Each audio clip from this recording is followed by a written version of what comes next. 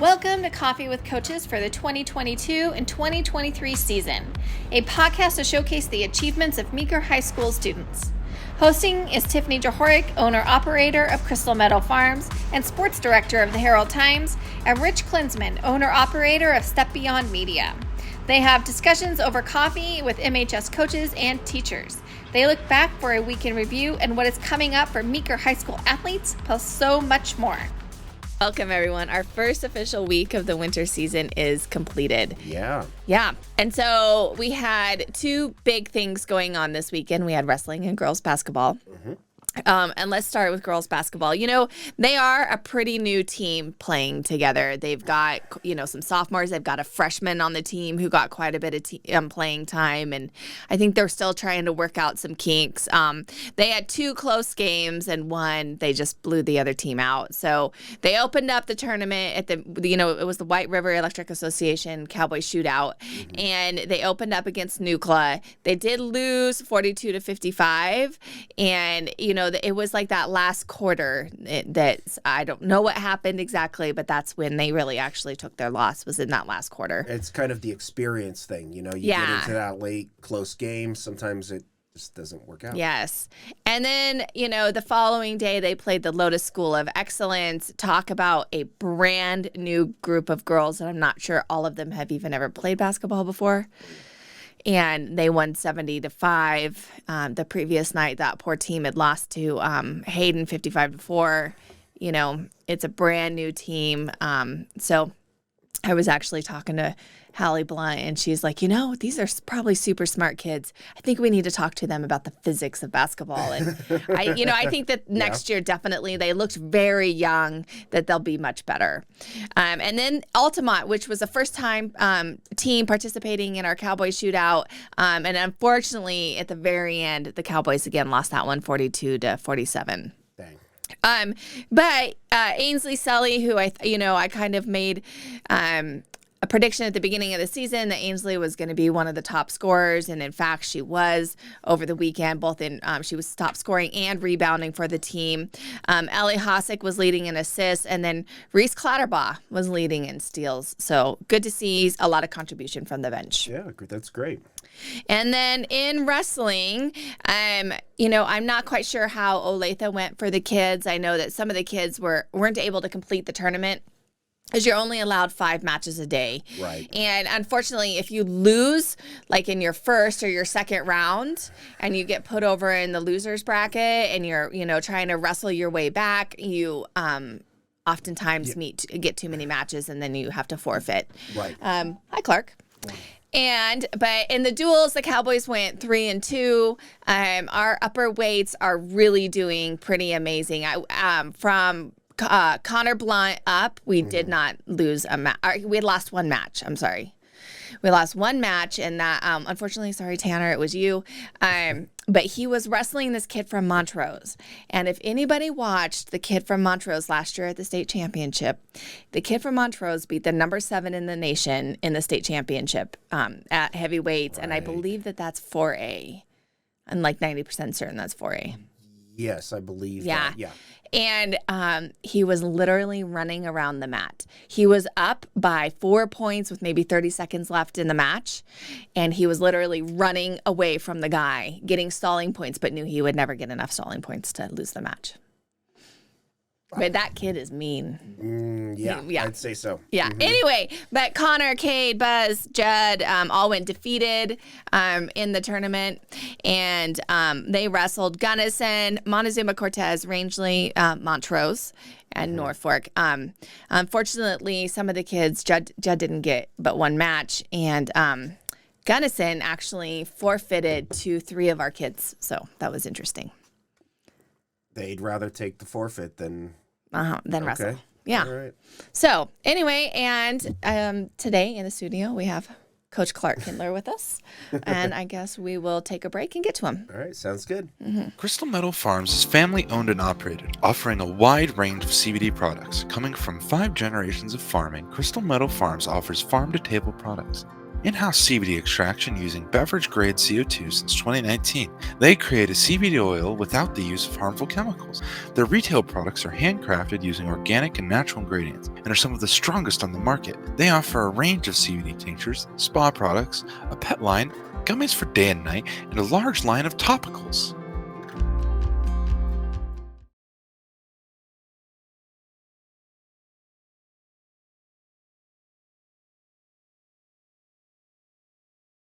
Welcome, Clark Kindler. Thank you for coming in today. Sure, good to be here. Yes.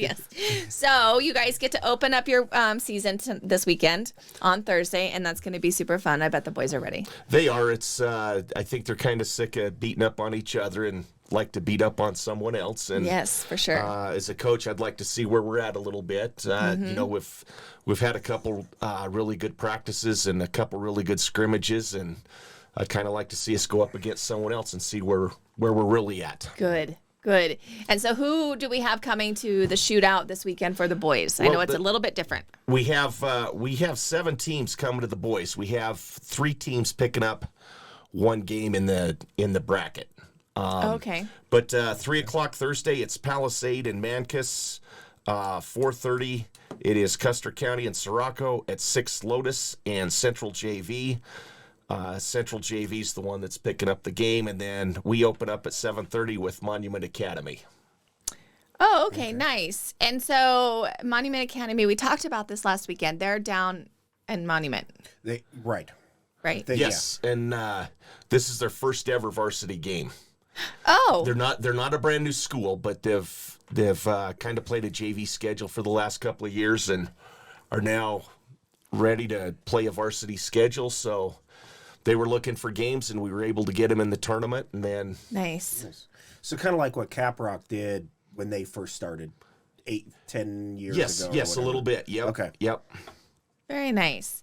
And so Central is only coming up for the one game? Yes, so Lotus will play Central, but then they basically get a first round bye. No matter the outcome of the game, they'll go to the right side of the bracket. And then Friday, Palisade JV will pick up that extra game, and then Basalt will pick it up on Saturday.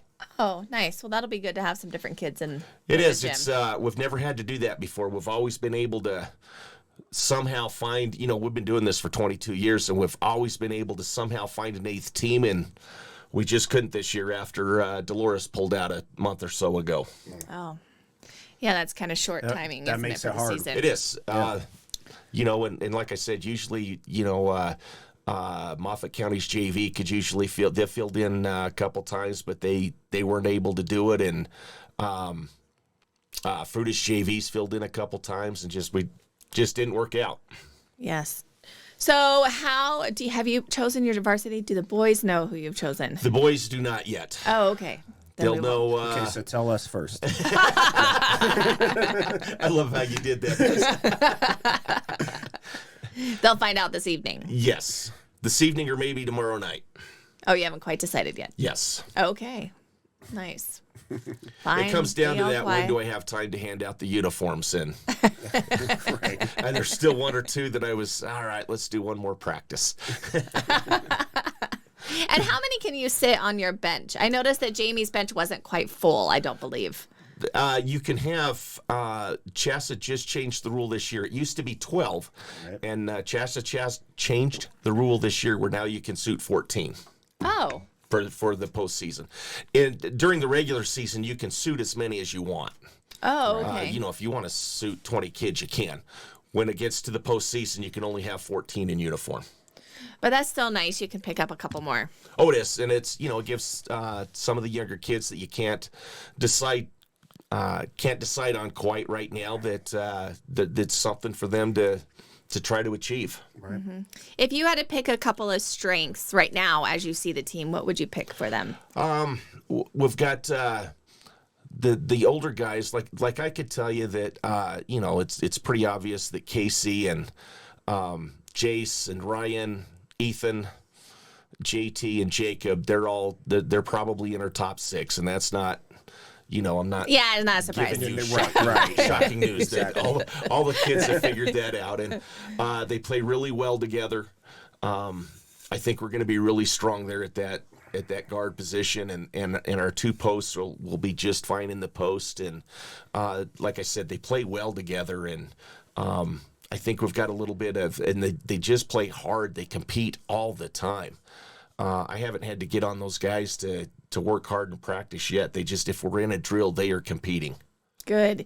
You know, we saw a lot of growth with them from their sophomore year to their junior year in football, and I'm hoping that we see the same thing Absolutely. in basketball. And it's, you know, when you have multiple sport kids, as a basketball coach, I'm watching that during football, and I'm like, yeah, they've grown up a little bit, and you know, when they're out there competing, you're watching what they're doing, and I'm talking to Coach Coriel, how's so and so doing, and he's doing a good job, and you know, we're always talking about that, and like I said, they've done a great job. Yes, and I think that JT and Jacob Simonson have grown like 12 inches. I don't know. Yeah. They're so tall. And Jace Mobley as well. Like, kind of a funny story, when JT came out his freshman year, you guys, you know, 10 years ago when he's 5 or 6, you see him running around the store and working in the store, and he emailed me and says, hey, I'm going to come out for basketball. I'm like, all right, be there at 4 o'clock or whatever time it was. And I walked out of the office and I looked up and I'm like, holy cow, that's not that little kid running around the store anymore. no. Yes, they're a good group of boys, all of them. And it's going to be fun to watch them this weekend. 7:30. Yes. And I wish I could tell you more about Monument Academy, but I have, and there's not it's kind of funny. There's not a coach I can call and say, hey, what'd they run last year? Or, you know, what are they going to do? No one knows about them. I guess you will be the one they're Yes, calling. yes. Exactly. Yes. And then again, Saturday morning at 10 a.m., I believe, right? Is when 9 a.m. 9 For the a.m. contest, For the 9 contest, a.m. yes. Yep. All right. 9 a.m. is when the two contests start. You'll run the 3-point and the 3-point contest and coaches contest, and then we'll do the slam dunk contest. good. And I was thinking about doing the 3-point contest, but at my age, the 3-pointer is now out of my range officially. Well, you know, I assume you were there for the girls. Yes. Did Ivy participate this year? Yes. She took second. Oh, second. Yes. Nice. The coach from Lotus, and he was a good shooter. He and the Mancus coach started in the first round right out of the chute. Holy cow, it was a really good matchup. The championship might have been in that first round. Oh, Those two and Ivy really shot the ball well. nice. And that was probably a lot of fun to watch. It was. Now, do the coaches do the dunking contest? Because I'm You pretty know- sure that the Lotus boys coach could probably also dunk. Last year, to be honest with you, they don't do it. But last year, one of the coaches, I just went blank on the team. They were out of Longmont Christian. The dunk contest ended, and he said, can the coaches challenge the kids? And he went up against the champion, and they dunked, 2 or 3 dunks each. It was kind of cool that he did that. That's fun. And what was cool, too, this year in the girls was Altamont's bus driver shot. Oh, really? Yes, and he's, kind of a retired guy that drives bus, and he did okay. He won his first round match, and I kind of had to get locker room situated, and I didn't see how he did in the second round, but it was kind of cool that he went out and shot. Yes, that is cool. And it was good to have some different teams this weekend and last weekend. It is. It's so nice. Our tournament, over the years, we've had a whole bunch of different teams, obviously. If we can get a couple of front range schools to come over the mountain, the tournament is really good. And, Yeah. Altamont coming from Utah, and it was a last minute thing where Dolores pulled out, and Altamont called me and says, hey, we've got a scheduling problem. Do you have games for us? And it was kind of funny. Yes, I do. I can get you 3 games. And they were, oh, really? And and then they loved it here. They already asked, I think Friday afternoon, he goes, hey, I know this was last minute. Can we come back next year? And, you're, Good. oh, absolutely. That's great. Yeah. Good. That's good to see. They brought quite a few kids, too. Didn't they bring a JV team? Yes. Okay. The boys JV is, there's only Meeker, Sirocco, and Mancus for the boys JV. So we're going to play each other twice. Okay. But there's only 2 JV games a day. But Yes. Speaking of only JV, We haven't talked about how many kids you have out. We have 23. Wow. Oh. 2 seniors, a number of juniors. I'm not even going to begin to count them up, but like 8 or 9 juniors, 6 freshmen, and then 6 or 7, maybe 8 sophomores. Nice. And who's helping you this? I think do you still have Coach Cravens? Coach Cravens is our volunteer coach or special assistant to the head coach, if you want. Some other names coming to my mind. Sometimes the big schools, do that. Mike Dinwiddie, Dylan Mobley, Stephen Walsh is also helping out, Oh, that's the new and Tony Collins is helping out a little bit. Oh, I don't know that individual. Okay, but He Stephen graduated. Walsh. Tony probably graduated, I don't know, 7 or 8 years ago, maybe 6 or 7 years ago, and moved back into town. So, Well, that with all those kids, and if you're doing individual drills and you're doing some stations, that's really wonderful to have all those coaches. I've never had this many assistants before, and it's like, wow, you get so much more done. You can, split up this group with this coach or that group, and there's no kids standing around, and they're getting a lot more reps, and it'll pay off down the road. I think it will for sure. Well, we're really looking forward to the season. Looking forward to Thursday. Hopefully, the weather is in and out by then. Right. I saw that last night. No kidding. I was like, oh. Knock on wood, but we have never had serious travel issues in all the years that we have done this, living where we do, and the month that we do this. Well, I have to say that we learned something very interesting this weekend. Will, who is a steward, was at wherever I was, the CMU duels, right? Fruta was not allowed to go to Denver this weekend because they are not allowed to travel if there's a chain law in effect. Oh, really? Yeah. Really? So wow. so the Fruta varsity did not get to compete this weekend in wrestling. And I was like, well, if we did that, Maker would never go anywhere. I was getting ready to say that would always be at home. Yeah.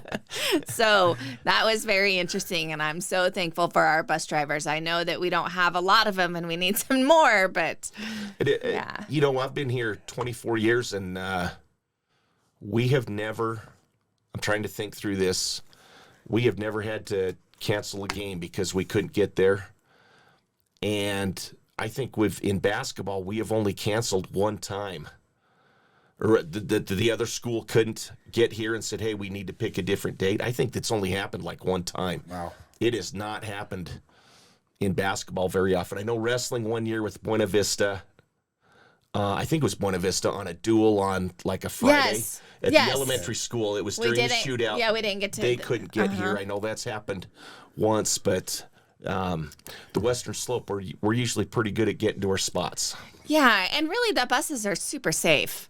I mean, they're yes. big and they're heavy, and they have those little chains that come you down. push a button and the chains come down. Yeah. Yep. Yeah, and they're super safe, and our drivers are pretty phenomenal. So Yeah. They are. They Yes. take care of us. they do. And it's always, you always like, there's been a couple times where you get that call and you're like, hey, can we leave a half hour earlier? Yes, we can. You're driving. You're the one in charge. Yes. Whatever you want. Yes. Well, thank you, Clark, for coming You in, bet. and good luck this weekend. All right. Thank you.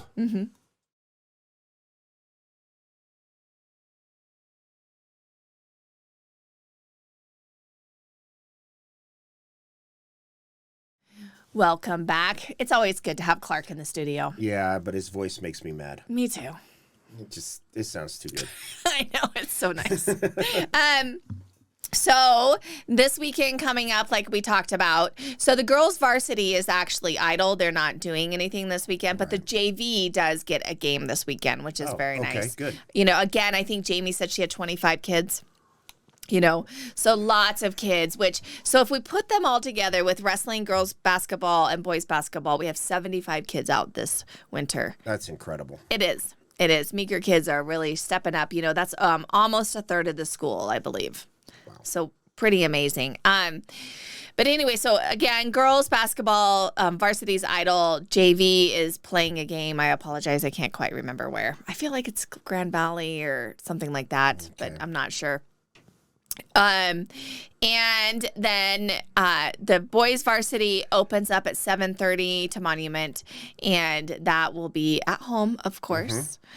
those games do start on time. They don't run early like the previous games, I don't believe. Okay. Like right, volleyball did, right. like Yeah, always ran early.